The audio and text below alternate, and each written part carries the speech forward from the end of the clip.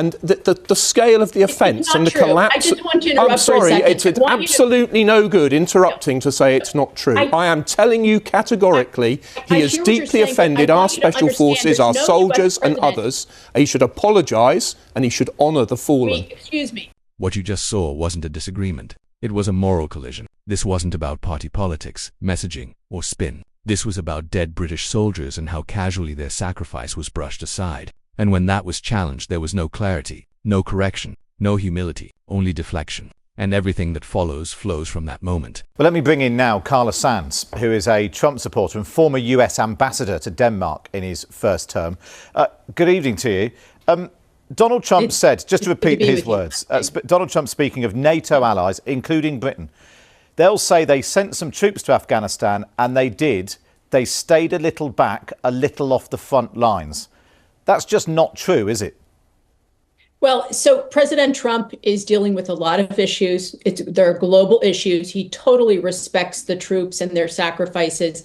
And I will just say the UK and the Danes were shoulder to shoulder with American troops. But what he is looking at is the whole of NATO and its effectiveness and also its contributions when we were in the Afghanistan war. And I do have to say the majority of those NATO allies had caveats. Think of Germany or Italy. One was in, defense only, and one was sort of support.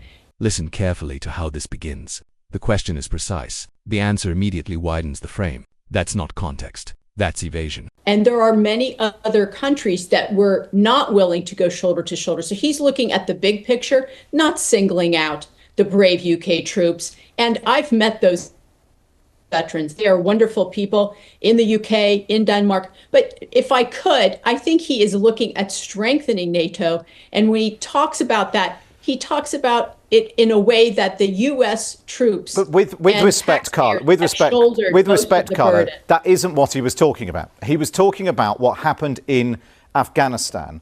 And he said, and this is why this has caused such upset here and around the world, amongst veterans and families of those who died. In Afghanistan, 3,500 NATO troops were killed, including 457 UK military personnel. They weren't staying a little back, a little off the front lines, were they? Your UK troops, the Danish troops, a handful of others. This is the tactic. Compliment first, then quietly downgrade the sacrifice. Respect in words, dismissal in substance. Were shoulder to shoulder with us, but I'm saying that the majority of the NATO countries are not like the UK. But he was wrong. He didn't say some. He didn't single out other countries. Why can't you just say he got this wrong? His words. I would not take offense at this. It is on the whole true. But people have taken offense at this. We honor our veterans. There's no country that honors veterans more than the United States. We share how to do that with so many NATO allies. We share best practices. Many NATO countries have not taken care of their veterans. So it's not true that we don't respect veterans. He was speaking overall. NATO did not carry their weight when we were in that war. And I'm not talking about the UK. I'm not talking about the Danes. But he was. He didn't make that distinction, Carla. He didn't make that distinction. The Prime Minister of the UK doesn't make that distinction. He's the president. This is the exit ramp. A normal politician takes it. A normal human being takes it. She doesn't. Of the United States with a lot on his plate.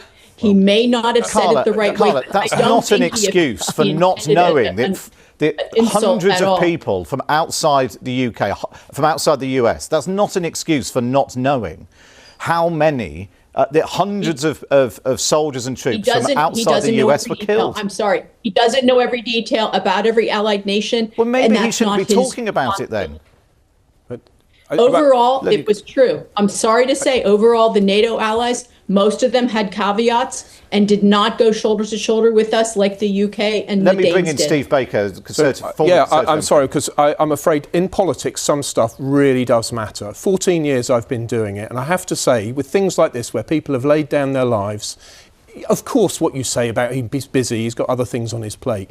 But I've spoken to members of Special Forces today and others who served in Afghanistan. Notice what's happening here. Ignorance is being offered as mitigation. Ignorance about Allied dead. He has caused the gravest offence to them because they've lost friends in appalling circumstances, put their own lives on the line, seen people blown up on mines. and he has said to them that what they did didn't count.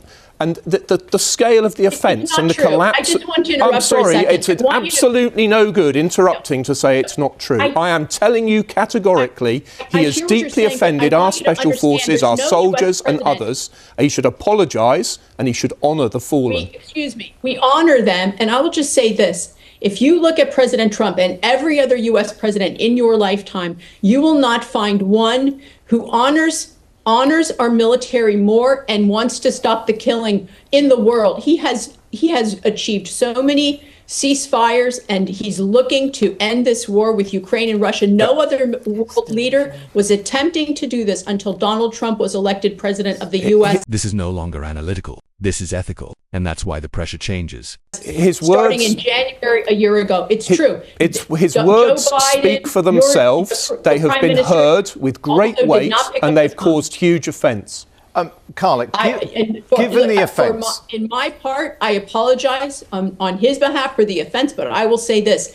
No one in the United States history has been more of a peace president and wants to end wars and end killing. He loves life. He loves our Brits. You know that if you read the national security strategy. He absolutely was a love letter to the UK and our European allies. I mean, he has also accused the UK this week of Axis stupidity and other things. But you've apologised. Do you think, given you say his record on the forces and support for the forces and wanting to end conflict, given the widespread, almost universal condemnation from the Prime Minister, Prince Harry's weighed in tonight as well, veterans, no one politicians... cares what he says. You know that. No one cares. Watch the pivot. When facts become unavoidable, the story changes completely. That's not defence. That's distraction. Well, quite a lot of people currently agree with him, it seems. Do you think, he actually given fought, unlike President Trump, Prince Harry actually went to Afghanistan. He stepped up for his country, unlike the President of the United States. So I think that comment is really glib and really inappropriate. Don't compare him to I don't know what, a non-royal part of the final word to you, Carla. Given this conversation we've had, you've apologised. Do you think it would just be better if the President just said, I got it wrong, I apologise? I don't speak for President Trump. I'm just asking your opinion. Would it be better? Would it draw a line under this? And I am sorry that people took offence and that they assumed that it was about the UK, and I'm sure it was not. And he does not know about the UK and Danish sacrifices because he is looking at the globe. This isn't an apology, it's a performance. Say sorry, then erase it. He does not drill down on these details like you and I might. Okay. He just, the capacity to look at the world and bring peace to 8 different conflicts. That says a lot about this man and his love for life and his love for our military and saving young men. Carla, good to speak to you. Thank you for joining us this evening. Nice to speak with you. I want to slow this down now, because what you just watched wasn't just a bad interview. It was a case study. This wasn't just an interview. It was a live demonstration of how loyalty to power overrides loyalty to truth. You saw it. Every time the question narrowed, the answer drifted. Every time the facts sharpened, the framing softened. And the most revealing moment came right at the end, when a clear, generous opportunity was offered. A simple line could have closed this down, a sentence that acknowledged error and honored sacrifice. But it didn't happen, because in this political culture, admitting a mistake isn't strength, it's betrayal. That's the pattern. Errors are never owned, language is never corrected, and responsibility is endlessly redistributed until it disappears. This is why trust is gone. Because if you can't acknowledge a basic factual mistake about the deaths of Allied soldiers, how can anyone trust you with alliances, deterrence, or war? This interview mattered because it exposed the fragility underneath the rhetoric, the inability to say we got it wrong, the instinct to protect an ego rather than a relationship. You felt that hesitation. You heard the pivots, and you watched reality collide with ideology and lose. So ask yourself, is this incompetence, or is it cowardice? And would you trust people who behave like this to run a country? If you value clear judgment and straight analysis, like the video, subscribe to the channel, and turn on the bell.